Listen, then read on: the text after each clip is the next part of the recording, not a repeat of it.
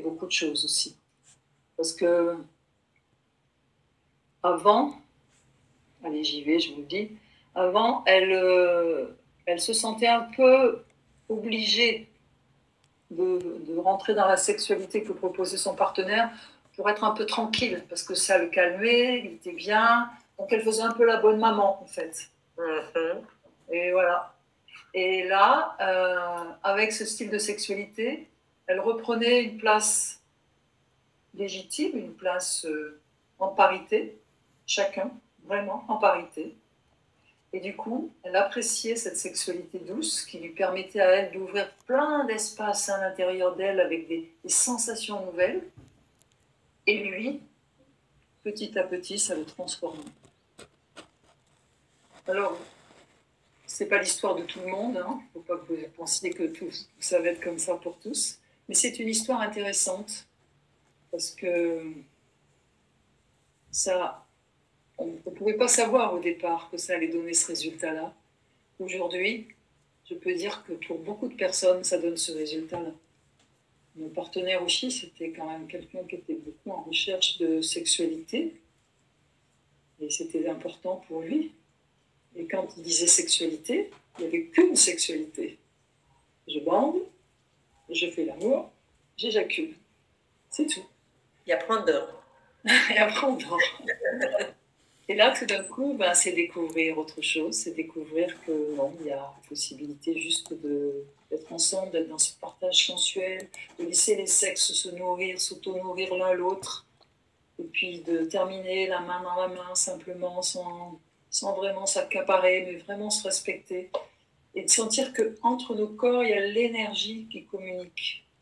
Il n'y a pas besoin de plus, de moins. Et de sentir comment la relation s'approfondit, elle devient belle, elle devient bonne, elle devient debout, elle devient vivante. Tu sais, Marisa, en t'écoutant, je prenais des notes parce qu'il y a tellement de choses qui viennent à moi par rapport à ma propre expérience, par rapport à ce que j'entends chez mes clientes en coaching. Et je reviens à cette idée de... Tu as raison, on a oublié que c'est nouveau, que maintenant les femmes, on peut parler de certaines choses, on peut s'habiller comme on veut. On croit qu'on a eu tout le temps ça. Et je te remercie de nous avoir ramené cette possibilité. Et après, on a eu toute cette libération sexuelle. Et après, on est revenu à cette exigence de les femmes, on a besoin d'une sexualité différente. Néanmoins, je trouve que on fait un peu des pas en avant, en arrière, en tâte. De toutes les façons, c'est un apprentissage qu'on fait comme humanité aussi. Faire ce chemin à soi-même. C'est bien que tu me le rappelles parce que je n'allais même pas en parler, mais c'est vraiment important parce que quand on sort de cette sexualité masculine qu'on se donne à soi-même, comment on le maltraite, ce clitoris, et qu'on peut lui donner du bon et du doux, et puis il peut partir un petit peu, et puis revenir, etc. Et les petites lèvres et tout ça. Ah, ça va, la douceur, c'est bon. Et donc prendre le temps de ça, de découvrir, d'explorer ça, et d'explorer comment ça fait du bien. Et c'est possible. Et c'est possible d'avoir des très beaux orgasmes dans cette lenteur-là. Voilà. Ça, c'est important. Et c'est important aussi de se rappeler, chère femme, que c'est une ouverture spirituelle. C'est-à-dire que ces orgasmes-là sont là pour nous ouvrir. C'est pour ouvrir l'esprit. Spirituel, c'est l'esprit. Donc, c'est de profiter de cette ouverture spirituelle. C'est d'aller dans cette verticalité que nous amènera cette sexualité-là. Oui.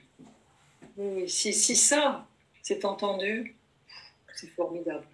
Oui, si on partait, j'allais dire ça, si on partait aujourd'hui simplement avec cette responsabilité finalement, hein, parce que je me souviens que la première fois que j'avais entendu parler de ça, et ma coach me disait, mets des bougies, prends-toi un moment.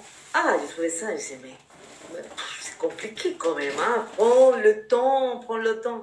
Et après, je me rendais compte comment j'aimais. Si c'était Olivier qui mettait les bougies, si c'était un homme qui met les bougies, qui te prépare une ambiance, mais on a du mal à le faire soi-même et à prendre l'entière responsabilité de cette expérimentation à un autre niveau, de la rencontre sexuelle avec nous et avec l'autre. Absolument, absolument. Et ça, bon, voilà, et ça peut être fait de manière... Alors, dans le tantra, on dit tu peux mettre des vraies bougies, hein, tu peux mettre du vrai encens, mais tu peux imaginer que tu allumes des bougies autour de toi. Tu peux imaginer que tu es dans un décor et tu t'honores. Voilà, tout est OK, parce que le mental ne fait pas la différence, l'esprit ne fait pas la différence entre le réel et le symbolique. Donc, du coup, tu peux aussi imaginer, tu es toute seule dans ton lit, tu te dis, voilà, ou à un moment... Et tu peux aussi t'honorer à un moment de la journée, mais sans recherche de but. Parce que ce qu'on reproche à l'homme, nous devons explorer nous-mêmes comment c'est de ne pas rechercher de but. Je m'honore pendant 5-6 minutes, ça va nulle part, mais ça m'a fait du bien. Allez hop, je repars dans ma vie, etc. Comment je peux vivre ça? Comment je peux sentir que c'est nourrissant? Et comment je peux le faire sans la honte, sans l'impression d'avoir juste éveillé l'énergie sans rien en faire. L'énergie, elle s'en fout. Ce qu'elle aime, c'est être réveillée et d'être là, présente au moment. Le tantra, c'est l'état de désir, c'est-à-dire désirer le monde, mais sans le prendre, sans le consommer. C'est de profiter de cet état de désir. On a bien plus de plaisir à désirer une pâtisserie qu'à la manger. Tout à fait. Et si on prend conscience de ça, alors on peut vivre des moments d'extase dans une pâtisserie ou dans un truc en disant « Ah oui, ça doit être comme ci ». Parce qu'après, quand on la mange, on s'aperçoit que le réel, par rapport à notre imaginaire qui est juste magnifique, eh bien, souvent, il est vraiment à côté le réel. Et quelquefois, il nous surprend. Il est super bien. Quelquefois, tu te dis, tiens, je vais faire un partage de sexualité bien-être avec cet homme-là. Bon, ça va être sympa. Puis c'est juste fabuleux. Parce que tu n'attendais rien et c'était fabuleux. Et c'est là où, quelquefois, on s'accroche, on se dit, ah ben, je veux le revoir, je veux recommencer, je veux le revoir. On ne s'est pas aperçu que c'est l'état qui a fait que c'était fabuleux. C'est parce que je n'attendais rien, c'est parce que je l'ai pris comme ça, comme un moment de bien-être, que c'était fabuleux. Et c'est ça qu'il nous faut reproduire. Et par rapport à l'amour irrésistible, quand j'y pensais, je me disais, s'il y a une chose qui ressemble un peu à ce que j'enseigne, c'est dans les stages de couple, je leur dis, quand tu aimes l'autre, aime le grand, aime-le dans le cosmos. Tu aimes l'autre, mais tu l'aimes en 3 dimensions, en 4 dimensions, en 5 dimensions. Pas juste, l'autre m'appartient. Non, je t'aime et tu es déposé dans le cosmos. Tu appartiens aussi au cosmos, c'est moi aussi. Et bien ça va sacrément soulager les relations. C'est vraiment ça. Et dans la sexualité, c'est pareil. La sexualité, on va la vivre. C'est nos 2 corps, mais ça appartient au cosmos. Et l'autre chose que je leur propose, c'est de se remercier après l'amour. Je te remercie. Je te remercie. Et puis remercier son corps. Je te remercie mon corps. Parce que ça, c'est du sacré. Ça, c'est ça le sacré. Hein? C'est ça. Et là, tu nous as donné un super exercice finalement, parce que je trouve que vraiment expérimenter chez nous ce qu'on demande et on exige aux hommes, c'est déjà énormissime comme exercice. Et cet exercice de dire merci à la fin, je vois que tu nous as donné des informations précieuses. Je ne sais pas si tu as envie de nous proposer un exercice pour intégrer un peu plus tout ce que tu nous as dit, pour commencer à vibrer avec toi. Donc, oui, je suis partante pour le faire. Okay. Alors, on le fait maintenant? On y va? Oui, on y va. Donc, je t'invite à t'asseoir là où tu es, pour qu'il regarde, confortablement. Si tu es allongé, ben, tu restes allongé. Sinon, c'est bien d'être assise. Je t'invite à prendre contact avec ta respiration. Tu peux fermer les yeux, sentir comment tu respires. Je t'invite à poser tes mains sur tes cuisses.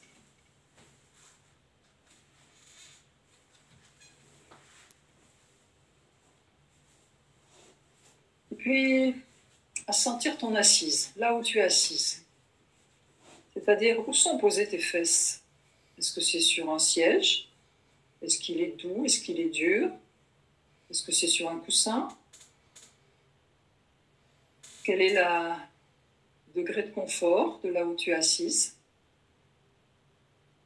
Et puis, tu vas quitter ce support matériel pour aller en contact avec tes fesses. Comment sont tes fesses? Est-ce qu'elles sont bien posées là? Est-ce que tu sens que ton corps est bien déposé dans tes fesses, dans ton bas du corps? Est-ce que tu sens que dans tes mains, tes bras se sont bien déposés? Et je t'invite à aller dans ton assise et là où est ta zone sexuelle, la zone génitale. Tu vas respirer dans ta zone génitale.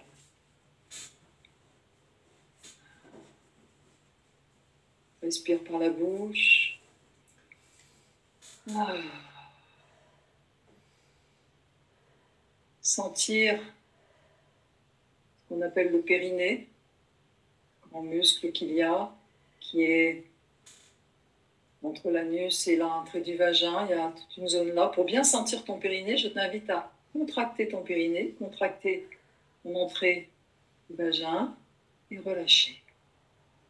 Contracte, j'inspire et je relâche.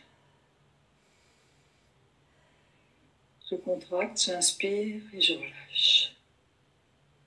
C'est le premier chakra. Ton territoire, ton assise, là où tu es. Et je te propose de mettre là une petite lumière, comme si tu mettais une petite lumière dans ton vagin. Tu rentres à l'intérieur du vagin par la pensée, tu déposes une petite lumière, tu inspires, tu contractes le vagin, tu expires, tu le relâches. J'inspire, je le contracte, j'expire, je le relâche. Encore un peu. Et je visualise cette petite lumière. Comme une lumière qui aurait une dominante rouge, une couleur rouge.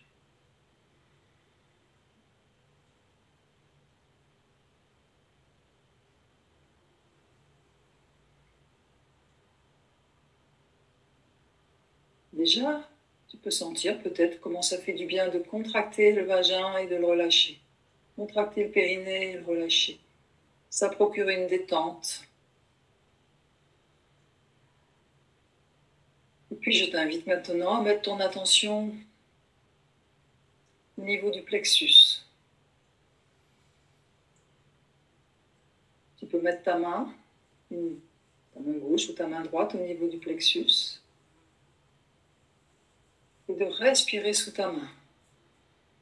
Sentir ta main qui bouge avec cette respiration.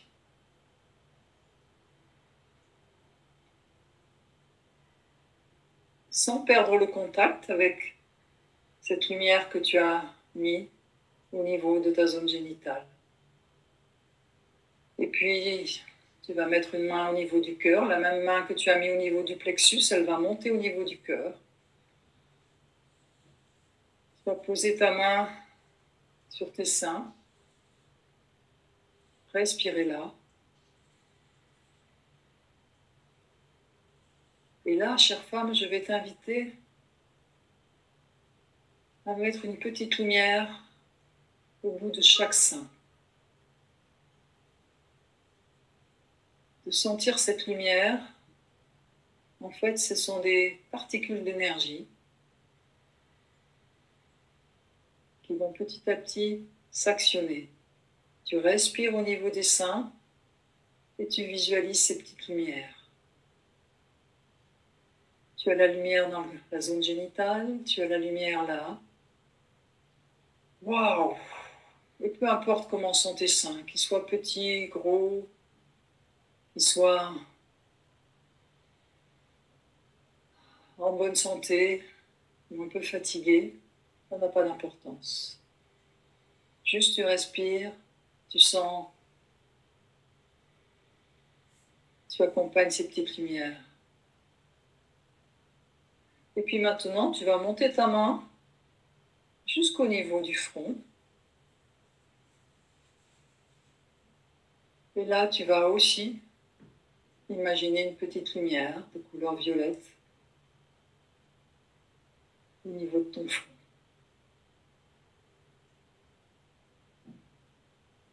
Comme si tu avais un petit phare, une petite lumière là qui est comme un phare et qui communique avec les autres lumières que tu as allumées dans ton corps.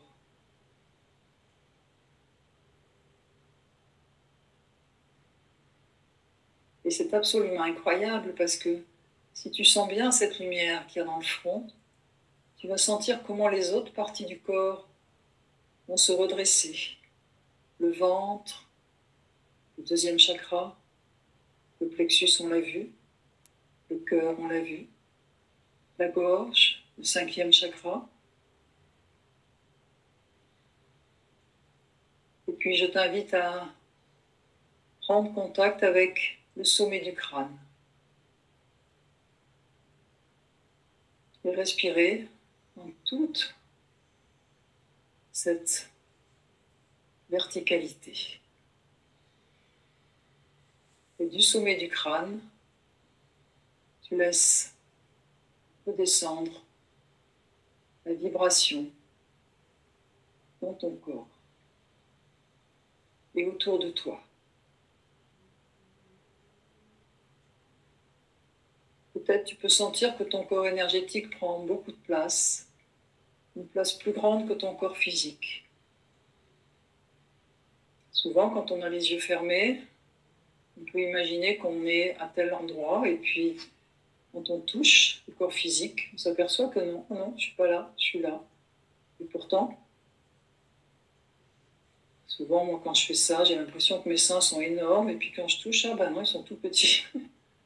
Voilà, donc vraiment, tu sens comment ton corps énergétique s'est développé.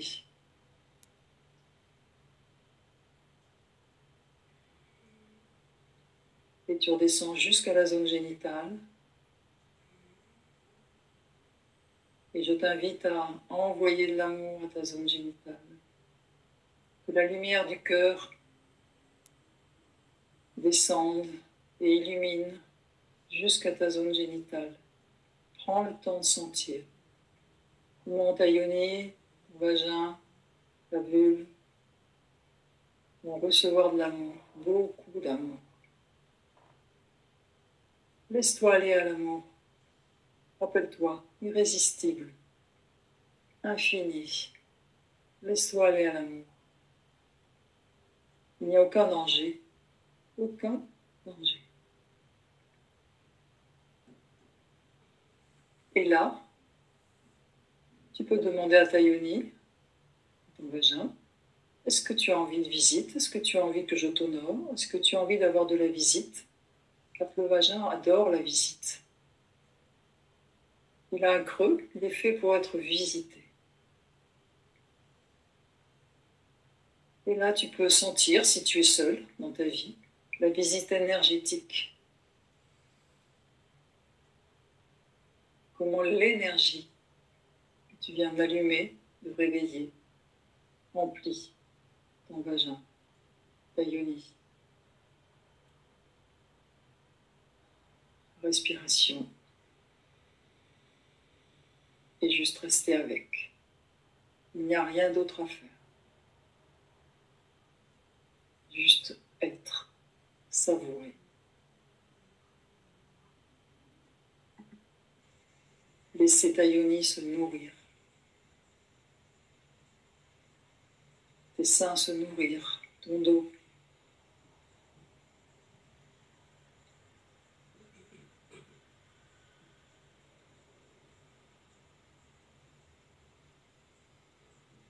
Et puis tu vas ouvrir les yeux.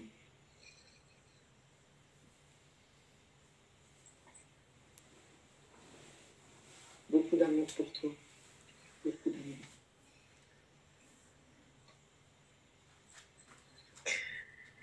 Je ne fais plus les exercices aux yeux fermés parce qu'après, j'oublie de revenir, allumer la caméra et tout. Je fais aux yeux ouverts et même avec les yeux ouverts, c'était un voyage fascinant. Bon. Merci, merci, merci Marisa, merci. Merci.